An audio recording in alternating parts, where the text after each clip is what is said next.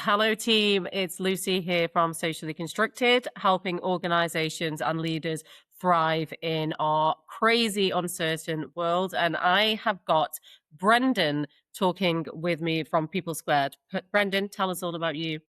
Hey, Lucy. Love to be with you here. I'm looking forward to the topic today. People Squared, and what I do is work with founders and business owners, predominantly in small to medium businesses, and just helping them go beyond being that bottleneck in their business so they can build a business that can grow, it can outlast them, and they can build leadership beyond them. So I think where we have the connection is, and it's all about people and culture. Yeah. Absolutely.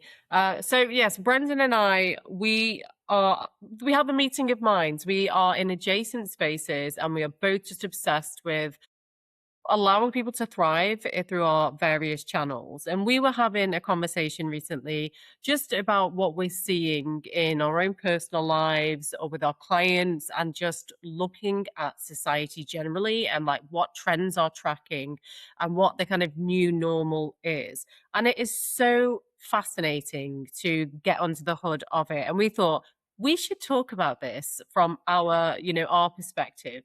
So this week we were, what did we say? Well, what's going on and how do we thrive in this like crazy time? Just before we press record, Brendan was on about AI. So I think maybe we should start there. Yeah, absolutely. I probably one of the privileges that I have day to day is because I tend to work across a lot of different businesses and a lot of different sectors.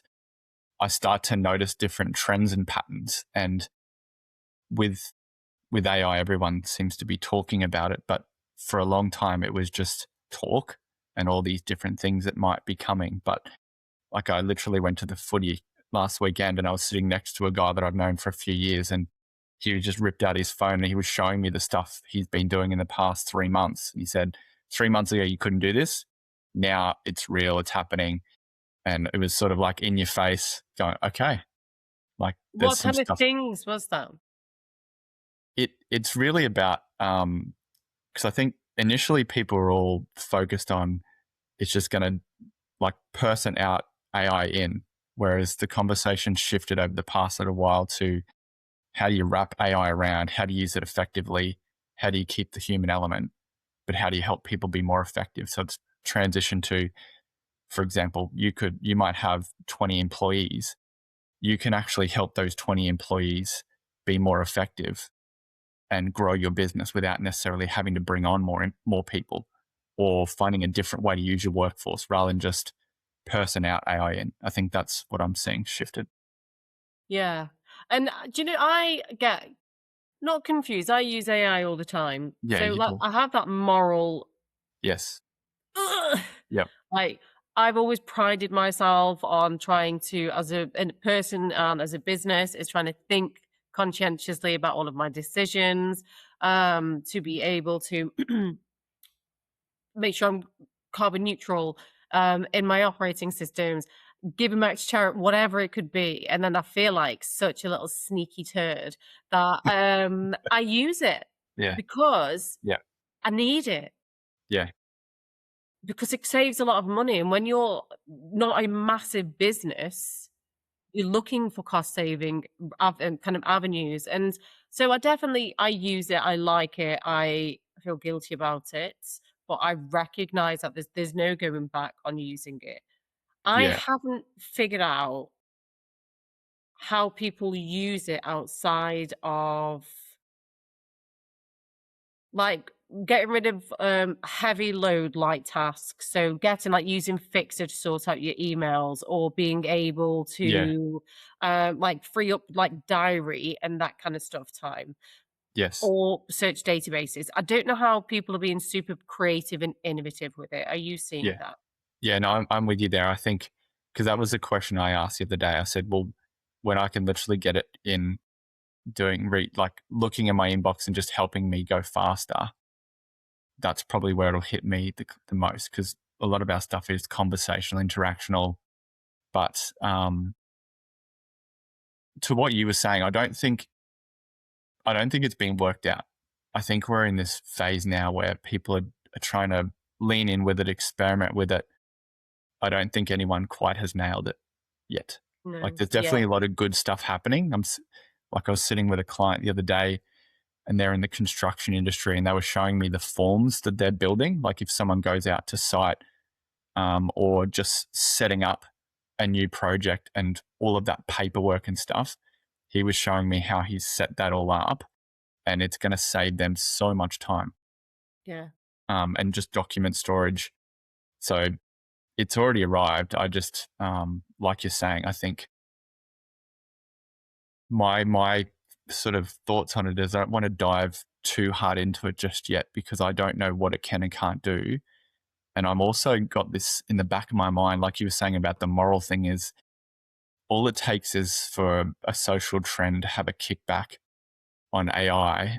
Like, like I had my wife had an AI call her about 3 months ago and we didn't realize. And then I was walking past and then I just went, that sounds like AI. Like there was just a little tiny thing, the way it spoke. I Yeah. was like, oh, that's not even a real person. And I'm still waiting to see how society actually takes this en masse. Yeah. It feels like there's a lot of early adopters jumping in, experimenting with it. And I think to your point, the moral side of it is for me personally, I would prefer someone to say, I'm using AI or I am AI, not just throw it out there and then people work it out on their own. Yeah. There's this sort of cultural, social, moral thing I think we still haven't overcome yet. And like about 6 things went off in my head as you were speaking then. But one of them was that you said that I wanted to tell me if it's AI, and I was like, and in my head, alls I thought of all of the times, like, you know what it's like in business. How many times are you like, "I'm giving up. This is like, I hate this. Like, oh, I'm tired." But when you said that, I was like, "Oh my God, that's entirely why I do my work. It's community, it's human, it's connection, it's thriving." And I don't believe, yes, I like AI, but it doesn't replace this. And I am Yes. scared of that, Yeah. of that secondary threats that people have. So I was teaching last night and influencing, right? And I need to see somebody. I'm like, cameras on team. We are always in a state of influence. Like, use this moment. Just because you're online does not mean that we cannot influence each other. So this one person was hesitant. And I promise you, I spent, but when he finally put the camera on a couple of hours later, I was like, that's AI. Really? And I couldn't, it might not have been, and I couldn't say, but have you seen the AI where they have a person sit there and they put the different face over the top? No, I haven't seen it. No. So so it's like it's used by like scammers. Mm. And Wow. Okay. so what you will see is they won't turn to the side Yeah, it's straight because on. it will make the filter glitch or whatever it is. So maybe it's Yes. not actually a filter, and they won't put their hands in front of the face. Yep. So I Okay. mean, this could be this guy, just his face, but there was something that Yeah. didn't look quite As a right, human, you and picked up instead on of me something. just thinking, "Oh, Yeah. there's just a lovely human," Yes. I was There's like something right. waiting, is he gonna turn his head? Does he put his hand up? Is his movement turning backwards and and I was like, "Geez, Lucy, like, that's You picked up petrifying something. that you are questioning that Yeah, yeah, in yeah. your work." But also, I was working with very technical people Mm. who this kind of stuff wouldn't be Yeah, weird that for yeah. them. Yep. It's uncomfortable. It's I'm with you. super uncomfortable. Well, like I think even what you just said there, like one of the things that I noticed I was having conversations around in the last few years with COVID was how little babies and things, because obviously when they're in the pram, they're looking up at mum and dad while they're getting walked around. And if we've got masks on, like missing the early learning around micro movements and facial recognition and stuff like that. So it's not like it's be concerned by it, but I think all of these different factors, we just take it for granted growing up with pretty much no technology and kicking dirt around as kids to a world now where we've got like all this stuff that is impacting society that we don't really know how it's going to result going forward No, in we the human don't. stuff, communication, yeah, like micro movements, facial recognition, because nonverbal is one of the everything. biggest things. Hey, like even if we're not on video, I can still hear if you're not happy through your voice and tone and pitch, even if I Yeah, can't see you. yeah. Yeah, And even exactly, and even so much that, subconsciously, I didn't even realize that my nervous system is looking at your breathing rate. yeah, yeah, It's yep, accessing your blink rate, and yeah, all of that is co-regulating me. So we are yeah, synergistic. We are designed to nourish each other and regenerate each other. And I am scared. I yes, see a lot of, and I get it, by the way. And I also a very, very imperfect human. But but I see lots of protection, lots of withdrawal, lots yes, of like mistrust and yes. second guessing. And I didn't want to be like a doomsday person on this because I think there's so much opportunity within AI, but our job is to remember as leaders, as business owners, and as imperfect humans, is that we are inside the structure that they want us to behave in a certain Exactly. way Yeah. because it's an exchange, it's a Yep. transaction. Yep. So if I knew that big tech was going to give us all a really good living wage. And we were all going to have like equity. There was going to be land. We were going to be able to spend time with people, and creativity could be the priority that we were allowed. And we had this Garden of Eden. 1000% big tech, do what you want. Like, let me live in this play state. But I don't think that is the truth. And we all know that's not what the world we live in. So it's not you. I personally believe it's not enough to use a tool like to like free up time to automate something. You have got to understand yourself so well to make sure that you are above the tool, if that makes sense. Well, that I would say in the last 5 to 10 years, a lot of the research was coming out around sense making, critical thinking, communication, a lot of the sort of these deep human type things. And I think it's now hitting us in our day to day lives where I think to pick up on what you were saying, I think we need to actually lean into those things and actually pull them apart and learn, well, what we just took it for granted in the past because we had to do it to survive. Whereas we do have a lot of creature comforts and a lot of new things like technology, etc., that's sort of taking that or helping us with that in our day to day. And your point around like the future, one of the things that I was thinking about is like anchors in life. Because I just don't know that humans, I think what's foundational and fundamental to a human is always going to be the same. Like in our makeup, the things we yearn for, the things we treasure or appreciate at our core, I don't think those things are ever going to change. Like having our family around us, feeling safe, human connection. I don't think those things are going to go away. I don't think it can be manipulated out of us or influenced out of us. I think social trends can shift us towards, but my sense in the world is there's a lot of people yearning for something they don't even understand they're missing, which are these common foundational human things that have always been there, always will be. So I don't think that that's going to change. And so that's when you were talking about the things before is I feel like we need to really dial in on those things. Like the example with my kids is the importance of writing with a pen and paper. Yeah.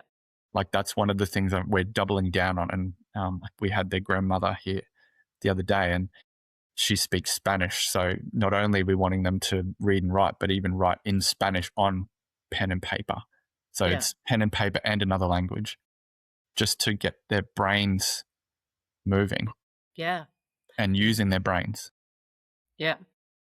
Yes, creating those connections Yeah, that is going to give them better cognitive health as they age. correct. So it's like a neuroprotective factor, Yeah, these basics. that's a And good, I we like that. Yeah.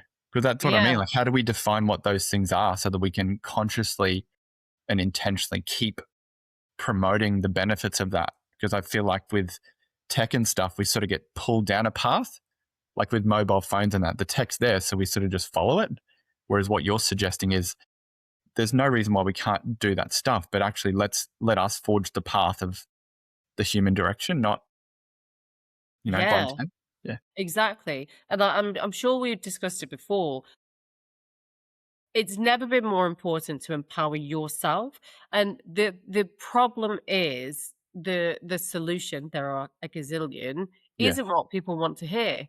Yeah. It isn't. I It hear you. isn't shiny and it isn't immediate and it isn't like a validatory, like, look at me Yeah. kind of a win.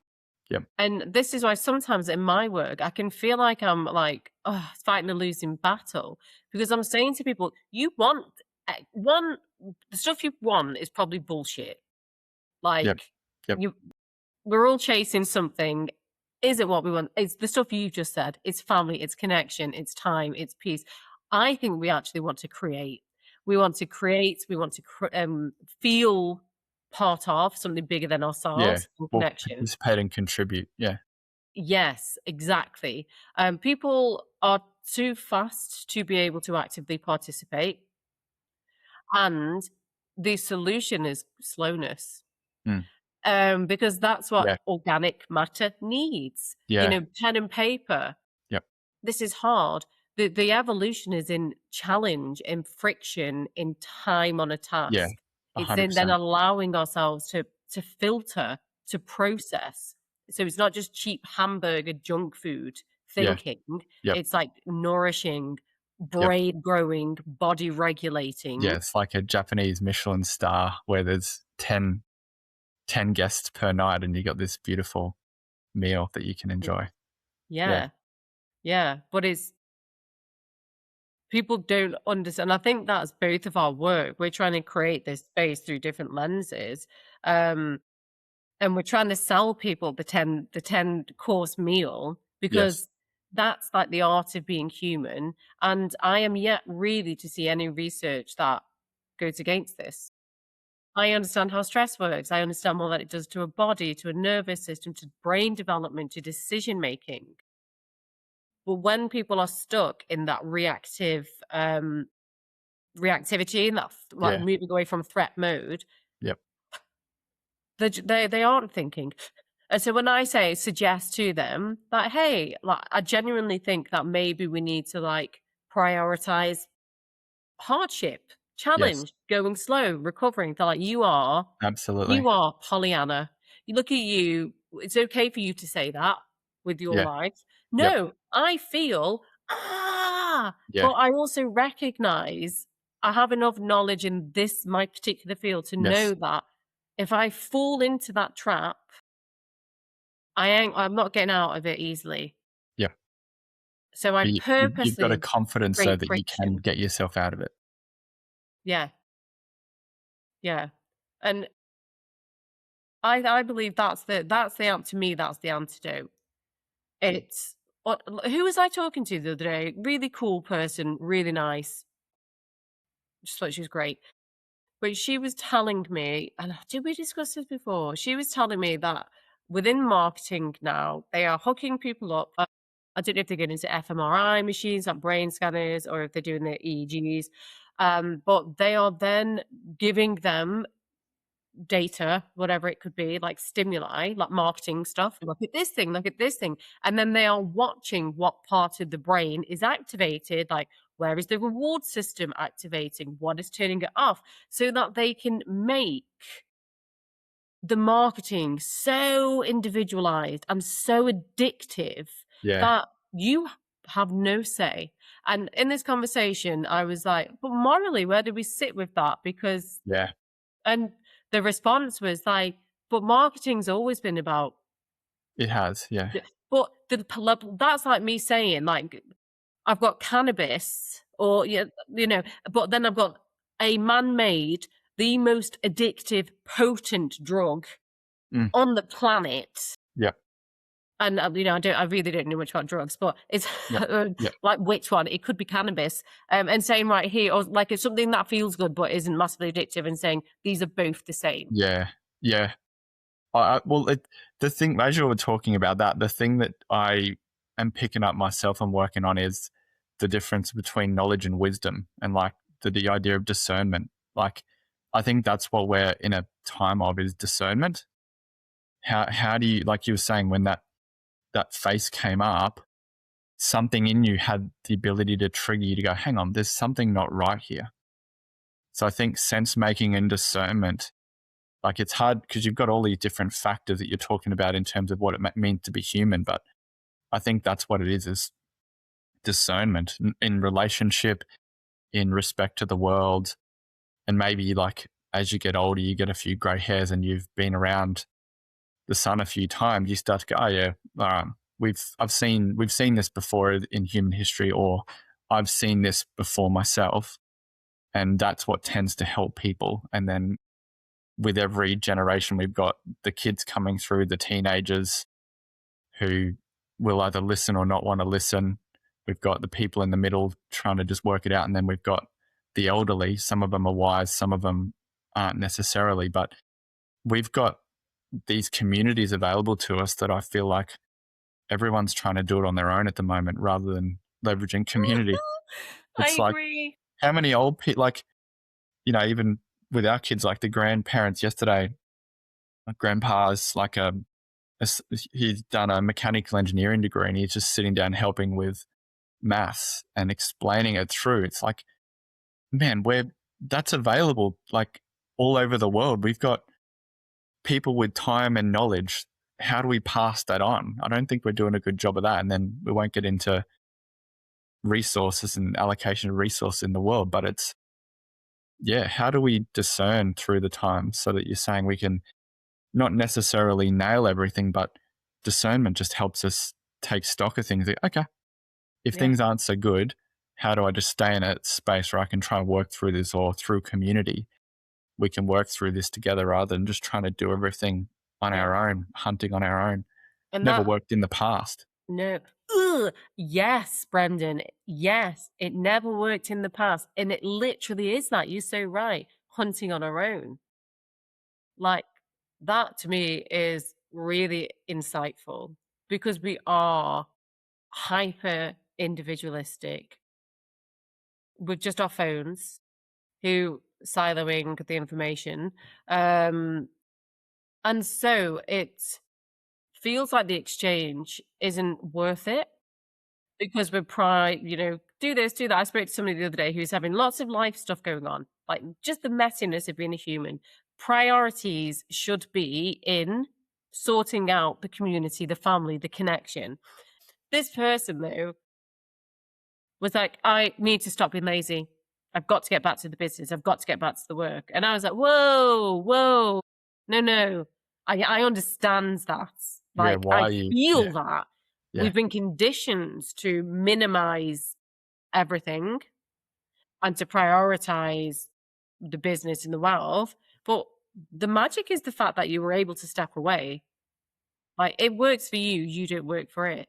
And I think if we try and bring this into kind of because it sounds like very kind of abstract and hypothetical. If we actually look at it in terms of business models, I work at the top of businesses and, with new employees, with construction, with Fortune 500s, with militaries, and human problems are human problems. yeah, yep, End of story. Everyone I have met is either desperate, the younger generation are desperate to find meaning through their work. The older generation are desperate to feel well enough to be able to live a life yes, external to work. yeah, And everybody is trying to find a quick fix to strengthen community relationships. They are looking for tools, and it makes sense because nobody's said otherwise. They are looking for tools to change another person's behavior yeah, instead of recognizing that yeah, the only thing that we control is self. 100%. So to get the desired outcomes, work, profitability, actually enjoying your life instead of like hustling your way through it and getting Yeah, burnt out, yeah. is the art of being human. Well, I think you're bang on with that. Like, even for me, stepping into the world of business, I think the first year or two, I was still programmed to do 9 to 5 and just feeling like I had to be doing stuff. Whereas the difference, I suppose, I sit here now is going, well, the owner of a business. I need to be able to zoom out and zoom in when I need to. And for example, like today, I had something come through my inbox where a really knowledgeable business owner based in Brisbane is also going to be doing an event with someone who's going to be talking through AI and what's happening with that. And it's a 3-hour session. I'm like, I really feel that's where I need to invest my time. And so, I just poked around yesterday afternoon. I tend to find I get really productive after between 4:30 and 6:30. Oh, tea time and bedtime It's hours. sort of weird. So but I've been sitting on some work that I need to do, did some leadership assessments, and I needed to just sit in, dig into the detail and pull it apart. And I just found a flow yesterday afternoon at 5 o'clock, and I just smashed through it in an hour and a half, where I've been struggling for the last few days trying to just knuckle through it. So like you're saying, I don't think there's no one way in terms of how you do it, but I think the why and the purpose stuff, foundationally, I really do feel it's common to people as humans. And even where I'm at working in my business now is shifting, I suppose, from just purely people and culture into getting in with the owners and trying to understand what's going through their minds and how they can get clarity and alignment. And this shift from the business being a vehicle for return on investment to it being about return on vision. What's your vision for your life, your business, your employees, your industry, your community? Getting them and the other owners to sit down and align on that and just talk about it, because often they don't even think about that. But then once you've got that clarity, then go build a business that Yeah. helps you achieve that. So And good. that's, yeah. And Yeah. it's the same as what you're talking about just on an individual level as well, is what is your vision for your life? And it's not like having a vision board per se, and it's all about cars and the big house. It's more like, well, have you sat down and thought about what really matters to you? And where are you in comparison to that? Like a Jim Rohn, I've listened to a lot of his stuff. I don't know if you've seen No. much of his. He was back in the times with Zig Ziglar and in the 60s and 70s, I think. But he always talks about it was something to do with direction determines destination. So it's Yeah. do you know where you're heading? Where will you? You're often in the videos, it'll be where are you going to arrive in 10 years from now? You will arrive there by choice or you'll arrive there by chance. Yeah. But you have a choice. And just stuff like that you it's not to say you need to have this crystal clear plan that in 10 years you'll live here, have this much money, the vision board stuff. I think it's more directionally going, do you feel that in your life as a human, are you directionally heading in the right direction? And how do you know? What's the compass you use to determine that? Yeah. And then based off that, how do you then either course correct or just keep it going? Yeah.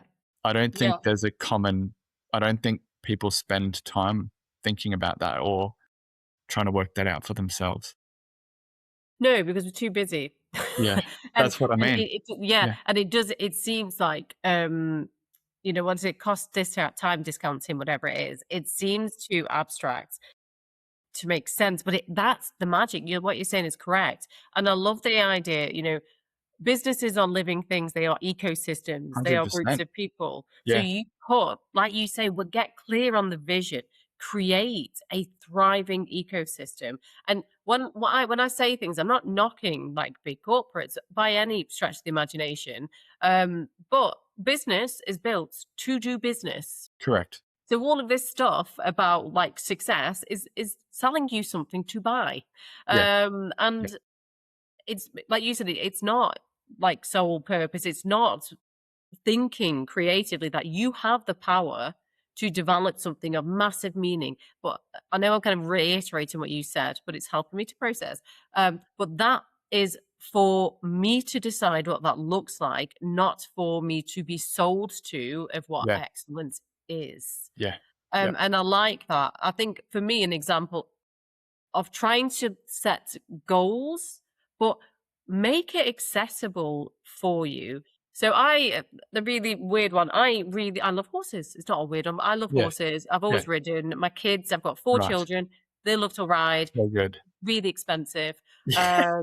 And I'm like, oh, I'd love to be able to give my children my childhood in terms of just messing around with horses. Yeah. But it's insanely expensive. Yeah. Yeah. You And need land but too. I've held on to it, and then the Yeah. other day I said to right, I take lessons still. I was talking to the instructor, and I was like, "Well, I've spread out the lessons because, like, everything's volatile at the moment." So my perception of its success was there has to be riding every single week. There Yeah. has to be Yeah. X, Y, and Z. Yep. Like, really unobtainable for where I am at the moment. So I was like making peace with it's just a thread that leads us Yes. somewhere. So it's Yep. like we're going to ride once a month, all 5 of us, and that's perfect. And then I spoke to the woman, and I was like, "Hey, I want to be able to access a pony for my kids that they can just be around it. Do you do like ponies on loan? That's going to be way cheaper than whatever." And she was like, "Oh, actually, in 2 months' time, we're going to do part loans, and that means that the riding school keeps the horse, but you pay a small amount, and then you can just go nuts and pretend that it's your own, and you can ride it a few times a week." And I know that disconnected, but it's also the same. Like Yep. that is the perfect I hear you. Yeah. outcome for me. It Yep. fits my lifestyle. It fits Yes. where I am. It fulfills my children's needs. It's low pressure. It's low risk, but it is certainly not what I thought Yeah. Yeah. success should be. I But it's hear you. better. It's actually 10 times Absolutely. better. Well, the thing that I keep coming back to, hearing what you were saying as well, is around like questions. So the sense making bit is you got to stop and you got to ask yourself questions. And then, like you were saying, you're looking, it's the creativity part of, well, how do I reshape, recalibrate things, and asking. And it's sort of, this is what shapes back into the world of businesses. I think the businesses that obsess about helping customers be able to live those purposeful lives will always be of value and Yeah. meaningful. Whereas Yeah. I think when you see businesses that lose track of that, not just in technology, but just in their vision, like you've seen, whether it's rebranding, the way people position, the way they put products and services out to the market, that's probably what's going to impact markets in the future. Is this company wanting to serve the world? Is it making a good contribution? And is the way they're running their business helping the world to be better? Yeah. Or is it just purely profit taking? Like, I know there'll always be businesses that are there we probably need that are profitable and they are transactional, but I can guarantee you if someone else came into the market and was able to compete with them, that company that's just transactional would die real quick. I think purpose will always overcome profits in the long Yeah. run. I hope so. I really hope so. I think what I'm taking from that is in a corporate world that is still trying to force it to be linear.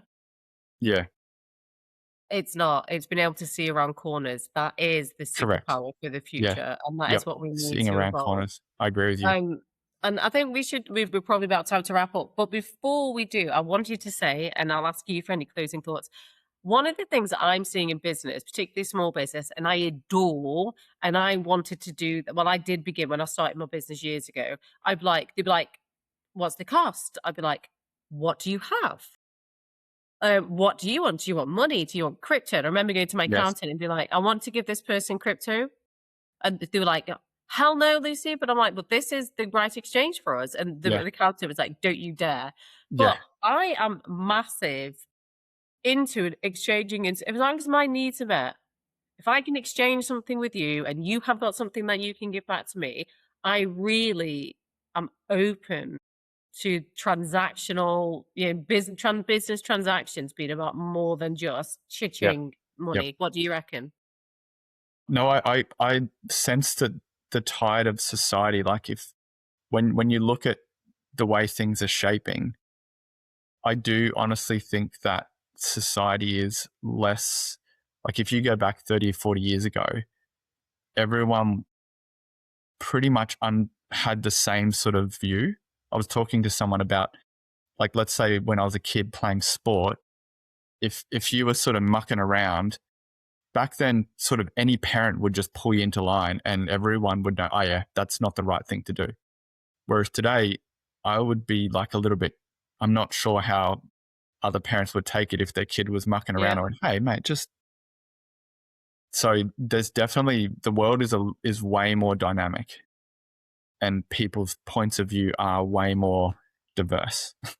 Yeah. So I think that's going to be, for a world that's like, for a business world that's trying to, like you were saying, use the marketing to try and shape and understand, I think the world's gone more divergent.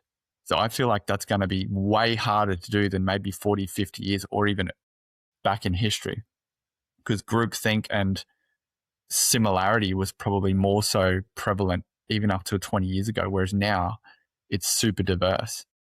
And I think that's going to be like, if the world, like, that's why I'm saying creativity is, how do we allow this sort of diversity of thought to flourish, but also ground it in moral principle, Yeah. so that That's we've got something we can all tether to when we have a disagreement or we're not seeing eye to eye. I feel like that's the thing we're probably missing at the moment. yeah. When things aren't the same or we aren't agreeing, where do we tether back to Yeah. for common human thriving purposes? Yeah. What's the standard? Yeah. What's the heart? So much food for thought there. Mm. I think it begins with change doesn't happen until somebody decides to be change. And the people who shape society, they were called crazy outliers, weirdos Yeah. when they began. In And hindsight, though, yeah. that's the price you have to pay Yeah. for creating a reality that you thrive in. So I reckon we've covered loads of great stuff there. We've Really covered give you lots. so much to think about. Thank you. No, this has been great. I appreciate it. Looking forward to more in Yeah. the future. Yeah, absolutely. Team, please do check us out. You are going to find our details like in our bios or below or wherever. Just have a look around the page that you are finding us on, and you'll be able to come and find us, follow us, and ask any questions.